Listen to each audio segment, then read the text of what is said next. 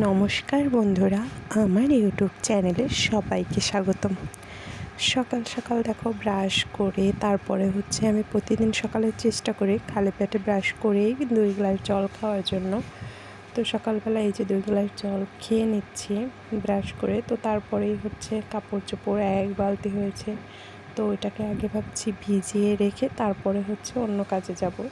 তো এই জন্য দেখো আগে কাপড় চোপড়গুলো সাবান জলে ভিজিয়ে রাখবো। আর অনেক কাপড় চোপড় হয়েছে, এর কারণ আমি বেশ কয়েকদিন বাবার বাড়ি বেড়াতে গিয়েছিলাম। তো ছেলেরা বাড়িতে থাকলে যা হয়, তারা তো ওইভাবে ধুয়ে গুছিয়ে রাখতে পারে না, শুধু মাখবে কাপড় চোপড় বলো, তারপরে সব কিছু আর কি এলোমেলো করে রাখবে। আর মেয়েরা যেভাবে গুছিয়ে রাখে তারা তো ওভাবে পারে না। তো যাই হোক, অনেক কাপড় চোপড় জমে গেছিলো, তো সেগুলোকে আগে ভিজিয়ে নিচ্ছি বেশ ভালো করে অনেকটা জল দিয়ে। তো তারপরে অন্য কাজ করব।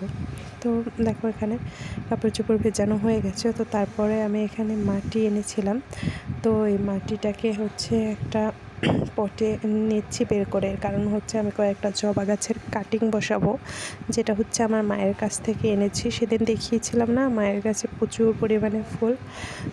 তো এই কাটিংগুলো জাস্ট মাটিতে আমি আগে ফোঁকা করে নিচ্ছি, যাতে গাছের কোনো ক্ষতি না হয়। যদি ছিদ্র করে না নেওয়া হয় তাহলে আসলে অনেক সময় হয় কি, ডাল বসানোর সময় যে গাছের কিছু পাশ দিয়ে জাম উঠে যায়। তো জাম উঠে গেলে তারপরে গাছ খুব তাড়াতাড়ি বাড়বে না, বরঞ্চ পচে যাবে, শিকড় বের হবে না। তো সব কিছু মিলিয়ে গাছের অনেক ক্ষতি হয়ে যাবে, এই জন্য আগে থেকে ছিদ্র করে নিতে হয়। তো তারপরে দেখো আমি এখানে জল দিচ্ছি, আর জল দিয়ে এখন ছায়ায় রাখবো, বাইরে দেবো না। তো এখন দেখো স্নান করতে চলে যাব, জামা কাপড় নিয়ে চলে আসছি। আর স্নান করার আগে যে কাপড় চোপড়গুলো ভিজিয়ে রেখেছিলাম, তো ওগুলো আগে ধুয়ে নিতে হবে, তারপরে স্নান করব। তো এই যে দেখো কাপড় চোপড়গুলো সব ধোয়া হয়ে গেছে, প্রায় 1 বালতি কাপড় চোপড়। তো এরপরে আমি স্নান করেও চলে এসেছি। তো তারপরে ফুলের ডালা নিয়ে ফুল তুলতে হবে।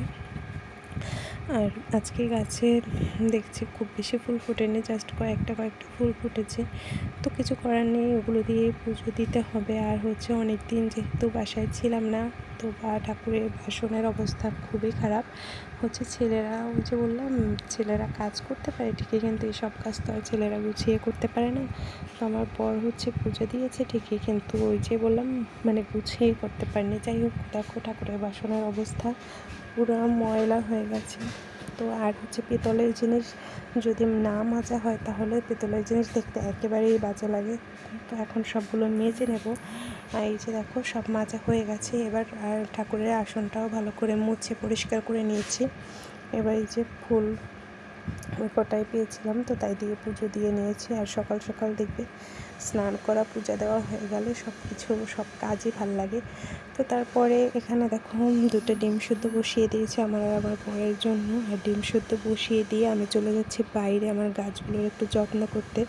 এই গাছটা তো একেবারেই অবস্থা খুবই খারাপ, বৃষ্টি হয়েছিল। আর আমি যদি থাকতাম তাহলে হয়তো বা বৃষ্টিতে, যদি অনেক বৃষ্টি হয়, গাছগুলো শেডের নিচে নিয়ে যেতাম। ওই যার গাছ সেই বুঝে যত্ন। তো কিছু আর করার নেই, প্রতিটা গাছের গোড়ায় এত পরিমাণে জল জমে গেছে যে গাছের গোড়া আসলে পচে যাচ্ছে, মরে যাওয়ার অবস্থা। তো এই গাছটার অবস্থা তো খুবই খারাপ, পাতাগুলো শুকিয়ে গেছে। তো আমি আবার কেটে দিয়েছি যদি কোনো কিছু হয় আর কি। তো এই যে সব গাছগুলোর গোড়া খুঁচিয়ে দেওয়ার একটাই কারণ প্রচুর পরিমাণে জল জমে গেছে, আর এটা যাতে জলটা তাড়াতাড়ি শুকায় এই জন্য। আর দেখো অপরাজিতা গাছটাও অনেকটাই লম্বা হয়ে গেছে। তো এই টুকটাক অল্প স্বল্প গাছের একটু যত্ন নিলাম। আর আমার এখানে বেবি টিয়ার গাছটায় প্রচুর ময়লা হয়ে রয়েছে। আর এই যে গাছ, সব গাছেরই অবস্থা খারাপ, পাতা পচে টচে গেছে আর কি। তো কেয়ার করা যাবে। এরপরে দেখো ঘরের অবস্থা দেখলে তো আরোই খারাপ অবস্থা। দেখো সব এলোমেলো, কোথায় যে কি, দেখো আলমারির মধ্যে কাপড় চোপড়ের অবস্থা, যে যেটা যেখানে পেয়েছে আস্তে ধরে আলমারির মধ্যে ঢুকিয়ে দিয়েছে। তারপরে দেখো রান্নাঘরের অবস্থা, কি করুণ অবস্থা, এটা দেখলে কার মাথা ঠিক থাকে। দেখো বাসন কোসন সব কোনোভাবে আর কি চাপিয়ে রাখা হয়েছে। যাই হোক, ছেলেরা থাকলে যা করে এটাই বেশি আর কি। তো এই যে এখানে আবার দেখো আমার মশলার জারটার মানে যত কৌটো ছিল সব এলোমেলো করে কি খুঁজেছে না খুঁজেছে জানি না। তো এবার এগুলো আস্তে আস্তে গুছিয়ে রাখবো, আর হচ্ছে বড়গুলো পিছনে দিয়ে দিচ্ছি আর ছোটোগুলো সামনে রাখছি। আর এই যে আমি লিখে রেখেছি, তো লেখাগুলো ঘুরে ঘুরে সামনের দিকে দিচ্ছি যাতে সহজেই খুঁজে পাওয়া যায়। তো এই যে দেখো মোটামুটি গোছানো হয়েছে, ছোটোগুলো সব উপরে রেখেছি, আর হচ্ছে চাল ডালের কৌটো যেগুলো বড় বড় ওগুলো নিচে রেখেছি। তারপরে এখানটাও গুছিয়ে নিয়েছি, মির্চিগুলো উপরে আমি আবার একটা নেট দিয়ে নিয়েছি যাতে হচ্ছে থালবাটিগুলো আর কি তেলাপোকা বা মশা মাছি কিছু না বসতে পারে। তারপরে দেখো এখানে কতগুলো দুধের বোতল জমা হয়ে গেছে, আসলে রোজই দুধ দেয় তো যে কারণে হচ্ছে অনেক বোতল জমা হয়ে গেছে। তো সেগুলো একটা ব্যাগে রেখে তারপরে ভালো করে ঝাড়ু দিয়ে নিচ্ছে। আর কি পরিমাণে ময়লা বেরোয় শুধু এটাই দেখবে, প্রচুর ময়লা। আর হচ্ছে আমার একটু ঠান্ডা লেগেছে যে কারণে গলাটার অবস্থা খুবই খারাপ, তোমরা হচ্ছে কিছু মনে করো না। আর আমার ভয়েস দিচ্ছি, পাশে আসলে কাজ হচ্ছে যে কারণে অনেকটাই শব্দ হচ্ছে, তো একটু ইগনোর করো সবাই। তো এই দেখো মোটামুটি এখানটা গুছানো হয়েছে। আর এখানে এই পিকচারগুলো আজকে আমি টাঙিয়েছি। আর এই একটা র্যাক বানিয়েছি, হচ্ছে আয়নার পাশে যদি একটা র্যাক না থাকে তাহলে আসলে কিছু রাখা টাকা যায় না। যাই হোক, আবার এখানে একটা চিরুনি রাখার জন্য রেখেছি, ওটা আমি নিজেই বানিয়েছি। তারপরে আমার এই যে আলমারিটাও টুকটাক গুছিয়ে নিয়েছি। আর এইখানে দেখো এগুলো সব আমার নিজের হাতে করা, এগুলো টানালাম। তো তারপরে খুব খিদে পেয়ে গেছে, একটুখানি চা নিয়ে আসলাম, চা না যদিও কফি আর বিস্কুট খেয়ে নিচ্ছি। তো তারপরে ভাবছি এই ব্যাংকটার কালারের অবস্থা খুবই খারাপ, অনেক পুরনো, প্রায় আমি যখন ক্লাস 5-এ পড়ি তখনকার ব্যাংক এটা। তো এটা আমি ওই যে মুখের কাছ থেকে একটু বড় ফাঁকা করে নিয়েছি আর হচ্ছে টাকা ভরে গেলে ওখান থেকে বের করি। যাই হোক, মানে আমার কোনো কিছু ভাঙতে খুব একটা ভালো লাগে না। তো আজকে ভাবলাম একটু রং আছে, ঘরে বসে শুকিয়ে যাচ্ছে, তো এটাকে রং করে নিই। তো এই জন্য দেখো প্রথমে সাদা দিয়ে একটা শেড দিয়ে নিচ্ছি, মানে সাদা দিয়ে নিলে হবে কি যে কোনো কালার করলে খুব ভালো দেখা যাবে।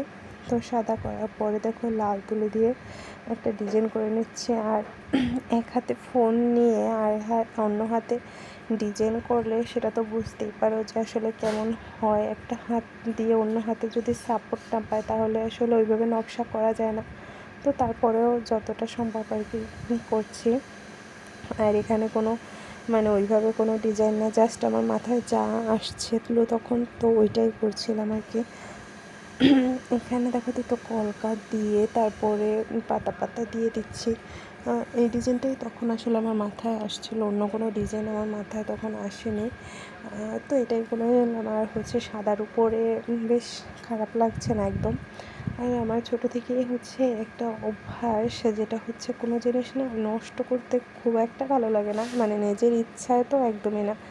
দেখো নাইলে ব্যাংক কে বাবা এরকম করে টাকা বের করে, ব্যাংক তো মানে সবাইকে দেখবে ব্যাংকে টাকা ভর্তি হয়ে গেলে ব্যাংকটা ভেঙে ফেলবে। আর কিন্তু আমার একদমই ইচ্ছা করে না, বললাম না আমি যখন ক্লাস 5-6-এ পড়ি তখনকার ব্যাংক এটা কেনা। তো ওই যে আমি মুখের কাছ থেকে একটু ছিদ্রটা হচ্ছে দাঁতে বড় করে নিয়েছি, আর ওখান থেকে এই শলা বা সোন টোন কোনো কিছুর সাহায্যে টাকাগুলো বের করে নিই যখন ভরে যায়, এই আর কি। আর হচ্ছে উপরের ডিজাইনটা তো অফ ক্যামেরায় করে নিয়েছি, এত বড় দেখাতে গেলে আসলে ভিডিওটা অনেক বড় হয়ে যাবে। তো বলবে কেমন হয়েছে দেখো ডিজাইনটা। তো আজকের ভিডিও এই পর্যন্তই, সবাই ভালো থাকো, সুস্থ থাকো, দেখা হবে নতুন একটি ভিডিওর সাথে।